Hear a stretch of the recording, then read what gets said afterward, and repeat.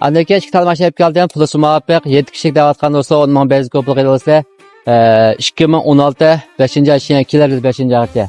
Andaki ma keyindagi xayma olib qolsa 2015 5-oy Şengen kelar 5-oygacha buning puli suqlab qolsa 10 ming benzin ko'plik bo'lsa 1.6 elmatir chiqadi qolib qotganlik o'lib suqlab qattilam yo'q Şengen bo'shan to'liq pakizne bidirimne seyan yanjani edemelerden tutup kalsın bana edin buldu. Bir dal elmatır çıkıdı ölüp tekiyen almaşka ve kavgaşla kat gelam yok. Maşını boşluksan en alisi xurumurunda çıkıdı oldu encen dokan bağmaşında. Ölüp sokulak kat gelam yok. 10 ming benzin ko'plik olsa 2015'niki 15 5-oy şiyan kilar yıl 5-oygacha.